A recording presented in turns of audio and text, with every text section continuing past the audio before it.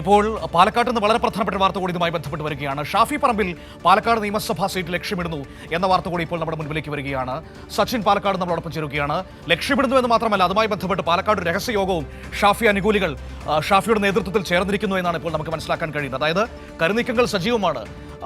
Sachin, Palakkad seat ലക്ഷ്യമിട്ട് ഷാഫി പറമ്പിൽ വീണ്ടും വടകരയിൽ നിന്ന് മടങ്ങി വരികയാണോ? അതിനുള്ള കരുനീക്കങ്ങൾ ഷാഫി പാലക്കാട്ട് ആരംഭിച്ചു കഴിഞ്ഞോ? അതിന്റെ ഭാഗമായിട്ടാണോ ഇപ്പോൾ രഹസ്യയോഗം ചേർന്നിരിക്കുന്നത്?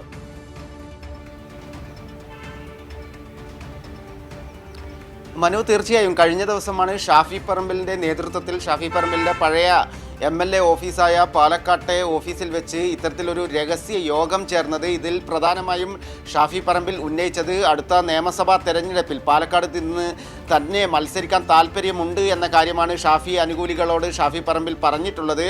അതിൻ്റെ ഭാഗമായി മനു പറഞ്ഞതുപോലെ തന്നെ അതിൻ്റെ ഭാഗമായുള്ള കരുനീക്കങ്ങൾ നിലവിൽ ഷാഫി ആരംഭിച്ചിട്ടുണ്ട്. കാരണം KPCCയുടെ വർക്കിംഗ് പ്രസിഡന്റാണ് ഷാഫി പറമ്പിൽ. അതിനാൽ തന്നെ അടുത്ത തവണ UDFന് ഭരണം കിട്ടുകയാണെങ്കിൽ ഉറപ്പായും മന്ത്രിസ്ഥാനം ലഭിക്കും എന്ന ഒരു ലക്ഷ്യം വെച്ചുകൊണ്ട് തന്നെയാണ് ഷാഫിയുടെ നീക്കങ്ങൾ ആരംഭിച്ചിട്ടുള്ളത്. നമുക്കറിയാം, വടകരയിൽ നിലവിൽ വടകരയുടെ MP ആണ് ഷാഫി പറമ്പിൽ. അവിടെ കഴിഞ്ഞ തവണ ലോക്സഭാ തെരഞ്ഞെടുപ്പിൽ മത്സരിച്ച് ജയിച്ചു. അതിനുശേഷം ഇവിടെ ബൈ ഇലക്ഷൻ നടന്നു. ആ ഇലക്ഷനിൽ രാഹുൽ മാങ്കൂട്ടത്തിൽ, ഷാഫി പറമ്പിലിൻ്റെ വലങ്കൈയായിട്ടുള്ള രാഹുൽ മാങ്കൂട്ടത്തിനെയാണ് പാലക്കാട് മത്സരിപ്പിച്ചത്. വലിയ രീതിയിലുള്ള എതിർപ്പുകളൊക്കെ പാലക്കാടിലുള്ള മുതിർന്ന നേതാക്കൾക്കൊക്കെ ഉണ്ടായിരുന്നു. ആ സമയത്ത് തന്നെ വലിയ രീതിയിൽ ഒരു ആരോപണം ഉയർന്നു വന്നിരുന്നു. കാരണം അടുത്ത നിയമസഭാ തെരഞ്ഞെടുപ്പിൽ വീണ്ടും ഷാഫിക്ക് മത്സരിക്കാൻ പാലക്കാട് സീറ്റ് ഒരുക്കി വെക്കുകയാണ് രാഹുലിനെ കൊണ്ടുവന്നിട്ട് എന്ന രീതിയിലുള്ള ഒരു ആരോപണവും അന്ന് ഉയർന്നിരുന്നു. അത് ശരിയാണ് എന്നാണ് ഇപ്പോൾ തെളിഞ്ഞുകൊണ്ടിരിക്കുന്നത്. കാരണം രാഹുൽ മാങ്കൂട്ടത്തിന് മറ്റൊരു സീറ്റ് നൽകിക്കൊണ്ട് പാലക്കാട് തന്നെ വീണ്ടും മത്സരിക്കാനാണ് നിലവിൽ ഷാഫി പറമ്പിൽ ലക്ഷ്യമിടുന്നത്. അതിൻ്റെ ഭാഗമായിട്ട് തന്നെയാണ് കഴിഞ്ഞ ദിവസം രഹസ്യ യോഗം ഷാഫിയുടെ ഓഫീസിൽ ചേർന്നത്. അതിൽ പ്രധാനമായും A ഗ്രൂപ്പിൻ്റെ മുതിർന്ന പാലക്കാട്ടെ നേതാവായിട്ടുള്ള KPCC ജനറൽ സെക്രട്ടറി C ചന്ദ്രൻ, അതുപോലെ തന്നെ രാഹുൽ മാങ്കൂട്ടത്തിൽ MLA, യൂത്ത് കോൺഗ്രസിൻ്റെ ഭാരവാഹികൾ, KSU ഭാരവാഹികൾ, ഷാഫിയുടെ അനുകൂലിക്കുന്ന DCCയുടെ ഭാരവാഹികൾ തുടങ്ങിയവരൊക്കെയാണ് യോഗത്തിൽ പങ്കെടുത്തത്.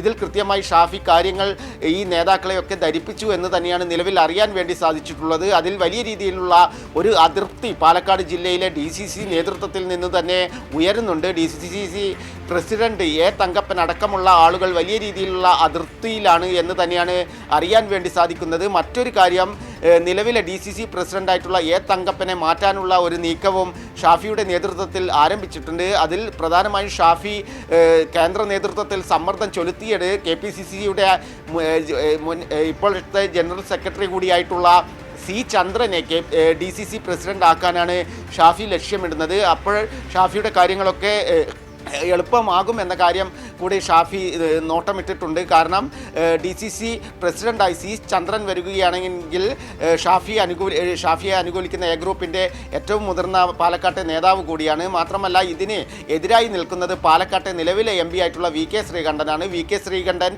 PV രാജേഷിന് വേണ്ടിയാണ്. പാലക്കാട് മുൻ നഗരസഭാ ചെയർമാൻ കൂടിയാണ് PV രാജേഷ്. അദ്ദേഹത്തെ DCC പ്രസിഡന്റ് ആക്കാനുള്ള ഒരു സമ്മർദ്ദവും VK ശ്രീകണ്ഠൻ MPയുടെ ഭാഗത്തു നിന്നുണ്ട്. അതിനാൽ തന്നെ വലിയ രീതിയിലുള്ള ഒരു തർക്കം തന്നെയാണ് പാലക്കാട് DCC പ്രസിഡന്റിനെ ചൊല്ലിയും നിലനിൽക്കുന്നത്.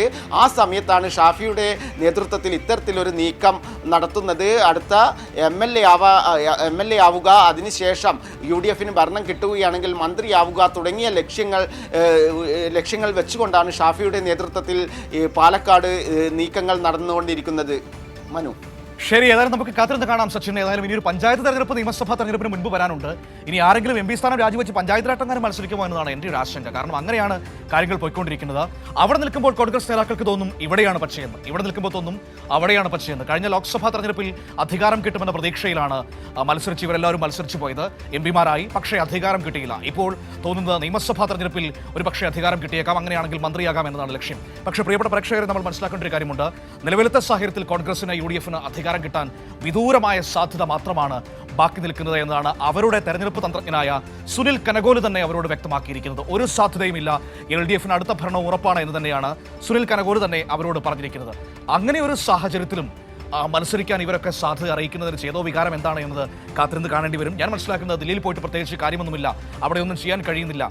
എന്ന ചിന്ത തന്നെയായിരിക്കാം വീണ്ടും ഇങ്ങോട്ടേക്ക് മത്സരിക്കാൻ ഇറങ്ങാൻ അവരെ പ്രേരിപ്പിക്കുന്നത്. ഏതായാലും ഇത് തെരഞ്ഞെടുത്ത് വിട്ട ജനങ്ങളോടുള്ള വലിയ അവഹേളനമാണ്. നമുക്കറിയാം, ഇപ്പോൾ സ്വാഭാവികമായും വിജയസാധ്യതയുള്ള 1-2 സ്ഥാനാർത്ഥികളെയൊക്കെ പാർട്ടികൾ അങ്ങനെ മത്സരിപ്പിക്കാറുണ്ട്. അത് നമ്മുടെ രാജ്യത്ത് കണ്ടുവരുന്ന ഒരു പ്രവണത തന്നെയാണ്. പക്ഷേ അതിന് പകരം കൂട്ടത്തോടെ ഇങ്ങനെ ഇറങ്ങി വരിക എന്ന് പറയുന്നത് എത്ര ശരിയായ നടപടിയാണ് എന്ന് കോൺഗ്രസ് നേതൃത്വം ചിന്തിക്കേണ്ടതാണ്. നമുക്കത് കാത്തിരുന്ന് കാണേണ്ടത് തന്നെയാണ്.